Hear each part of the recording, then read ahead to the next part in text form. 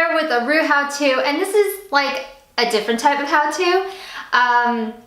Let's make a murder mystery together. This is more like a, hey, let's do a group thing, you and I. Okay, if you know me, you know I love a good murder mystery, but like not just any murder mystery, like it has to be really cheesy and over the top. The more cheese, the better. So I've read so many and listened to so many different audiobooks. I'm just kind of like, I've seen a lot of similar tropes and themes and so on, and I'm like, you know what if we all made a murder mystery together, you know? If there's any tropes, themes, etc., characters that I miss, go ahead and let me know. It's interesting because like it's different authors, but it's the same thing. But that's totally not a bad thing because we love it. Like us, the consumers who buy these cheesy murder mysteries, we love this stuff. And I feel like there's like not really competition.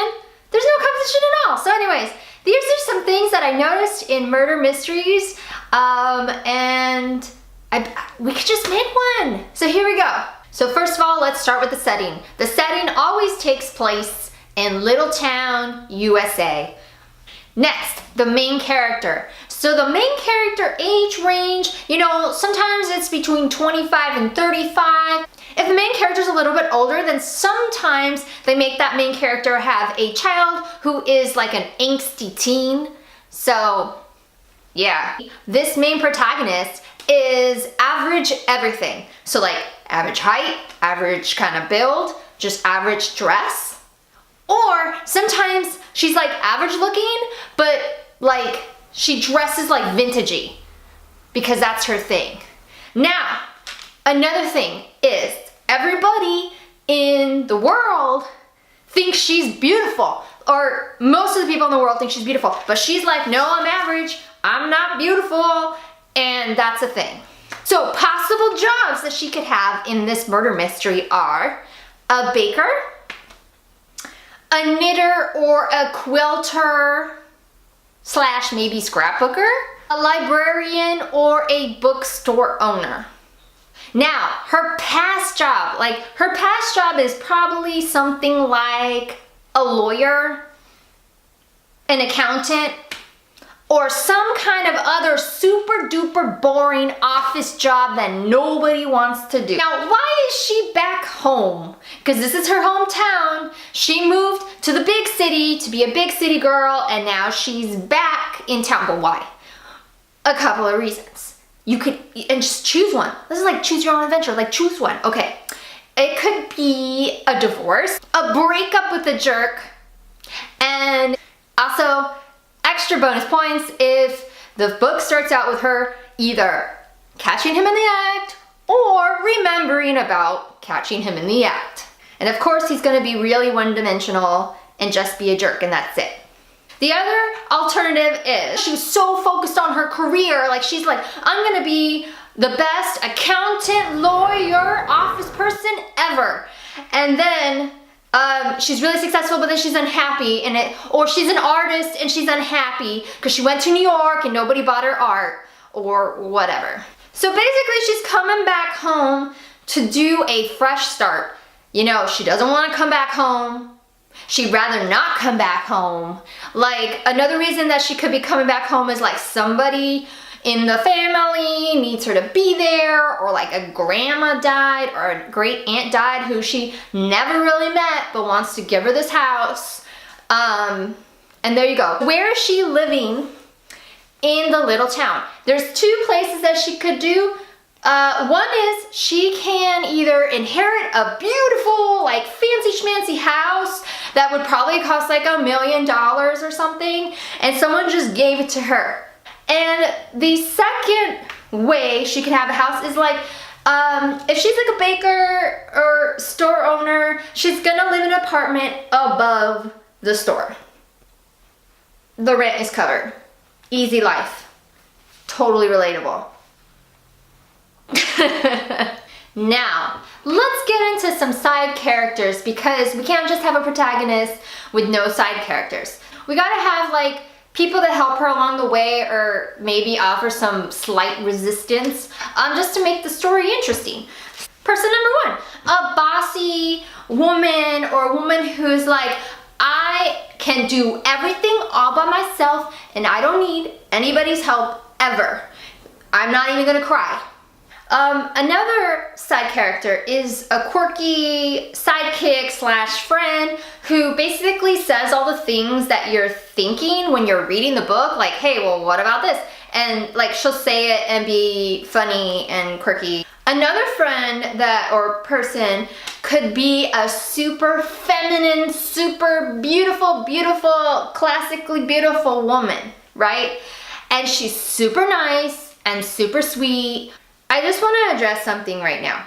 I've read a couple of books from different authors that I'm not going to name, but what they do with this character, how they introduce her, is usually the protagonist will be like, this is my best friend, Fifi, or whatever, and if she wasn't my best friend, I would hate her. Why? Because she's so classically beautiful. And meaning like the protagonist isn't. And I'm like, I don't like that trend. Please, writers of mystery novels, please don't make that trend anymore, because it's kind of a bummer. You know, it's like, hey, we're all beautiful, man. You know, so don't hate people that are beautiful, because that's not nice. Just treat everybody like you want to be treated, and don't base it on how they look. Don't judge a book by its cover. Although when it comes to murder mysteries, I usually do. But anyways, enough of that like public service announcement or whatever.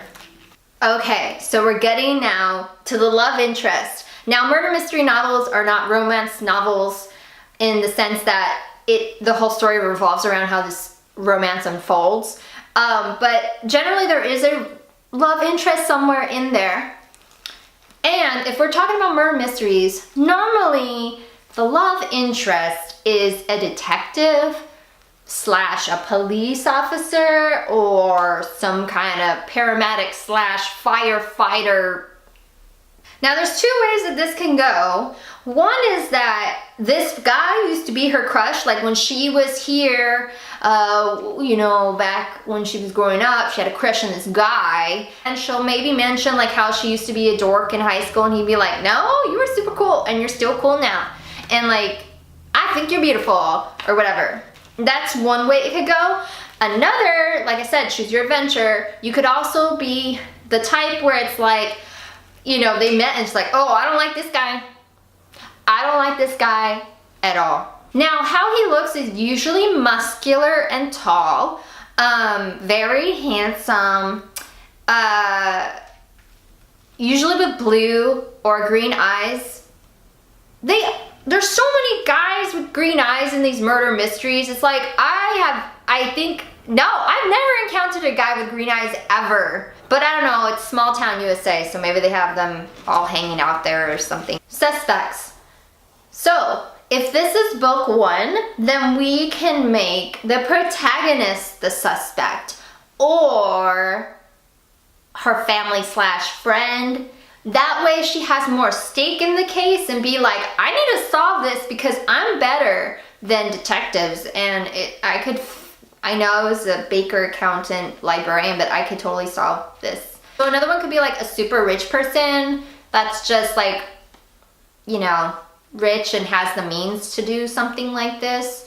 You also need like a mean, uptight person, so that way, you know, you could have someone you don't like. You also need, it could either be like a cool, nice person or just a secretive person in general, and you're like, why are you not telling us anything? And then you need the actual murder person. Sometimes it's like a person that like you forget about. Like sometimes in some murder mysteries, they like mention them once and then like you don't see them again until later, and then it was like, oh, okay. Next, we have to have a crime. The crime has to happen between chapters 1 and 3. The next couple of chapters are dedicated to her doing some serious sleuthing, or questioning. Is sleuthing a word? But like, you know what I mean? Like trying to figure out who done it, right? So she does that whole thing. She's finding clues, you know, physical evidence. And of course she gets to question every single suspect. They all tell her stuff. goes after hours to go check the crime scene and take pictures and look at evidence and stuff. There's like a scene where she puts it all together and like, oh, it was you, Fredo, or whatever. Sorry, I keep saying she because every book I read, it's always a girl trying to solve a murder mystery, except for Dresden. Those aren't cheesy, those are just great. What'll happen is like the killer is there and the protagonist is there and it's a showdown. Basically the bad person, the killer tells everything about why they did it, when they did it, what they did it with, and like a whole like monologue of well, no, it's a dialogue, but like a whole like 10-minute speech about like what they did. Then either tries to like attack the protagonist, maybe they shoot them in the arm or like whatever, throw something at them, and then they get saved in time. Next, we just tie up loose ends and have like a light ending, and then there's like an epilogue where it's like everything's back to normal and everybody's happy and everything's a success, and if there was a bake-off, that's a success, or whatever side story happens while trying to solve the murder mystery, everything works out and it's a happy ending. And until a killer strikes again. Just as a side note, what I always think is crazy is like how these always happen in like little towns where everybody knows each other, and some series will have like 20 books or at least 5, and a lot of times they're like, nobody has ever died in this town before, and then all of a sudden year after year people are just coming to this town to murder people. I always find that funny. But you know what?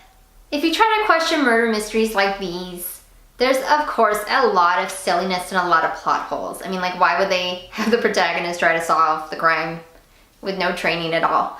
But it doesn't matter because they're fun and I love them, and I know I'm not the only one. So I hope you enjoyed this video. Maybe you could go write a murder mystery and then I could read it. That'd be super fun. But anyways, I hope you have a great day. Bye. Don't forget to hit like and subscribe.